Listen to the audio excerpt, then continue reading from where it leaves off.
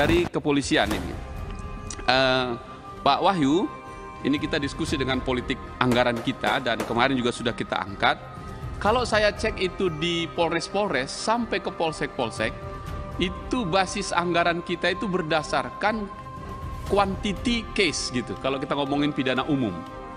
Sehingga rata-rata itu di Polres, untuk tindak pidana, katakanlah lusat narkoba, itu rata-rata 1,7 M setahun, untuk penyelidikan 803 juta, penyidikan 988 juta. Jadi sekitar 142 juta per bulan, yang kalau dibuat hitungannya, itu kasus ringan 7 juta, sedang 12 juta, sulit 60 juta. Ini rata-rata 14,1 juta, dan satu bulan itu 10 case.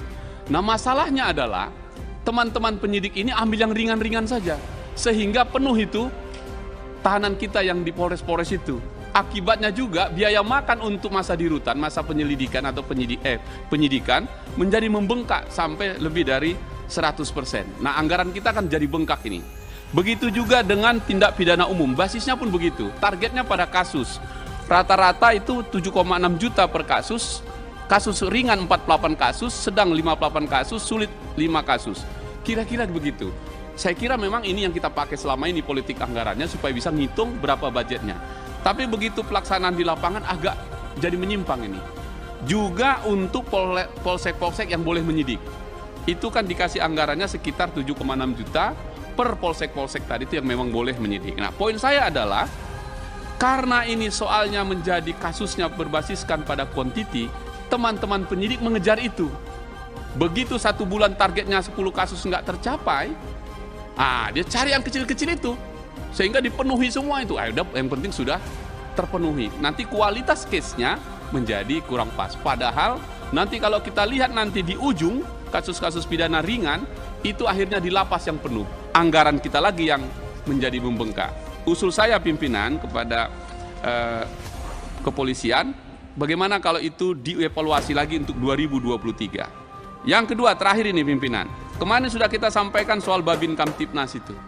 Nah, di sini disebutkan laporan kita tadi, program profesionalisme SDM Polri ini mencapai sampai 98%, sukses memang. Bagus ini, tapi pasti anggarannya kurang. Saya akan tetap mengatakan itu, minta 2023 dinaikkan. Saya tetap minta 5 juta, carikan anggarannya itu dari mana. Yang kedua, satu kecamatan, satu polsek, itu juga kita penuhi supaya nanti pada waktunya bisa kita penuhi yang ideal Polri kita ini. Saya ambil contoh, kalau bisa 2045 itu 24 tahun dari sekarang udah bisa dipenuhi lah ini. Sehingga dibuat perencanaannya per 5 tahun, 10 tahun dan seterusnya. Di Sumatera Utara kemarin bersepakat itu waktu raker Komisi 3, pimpinan saya ingatkan, mereka mengatakan 2030 kami penuhi. Itu artinya per tahun 2 polsek dan seterusnya.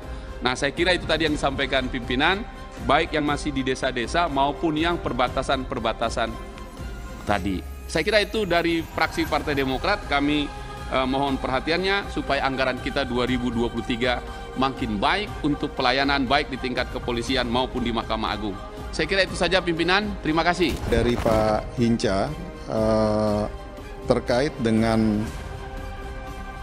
Polsek, anggaran, ini akan kami evaluasi, kemudian untuk anggaran lidik-sidiknya juga akan kita evaluasi di tahun 2023, karena penanganan kasus itu berdasarkan usulan masing-masing Polda dan Satkernya masing-masing. Begitu juga dengan Babin yang untuk dinaikkan anggarannya. Kemudian untuk Polres Jakarta Barat, ini sudah dialokasikan tahun 2021 dengan alokasi sebesar 193 miliar. Kemudian karena ada refocusing pada saat itu 55,8 miliar. Jadi ini sudah dialokasikan.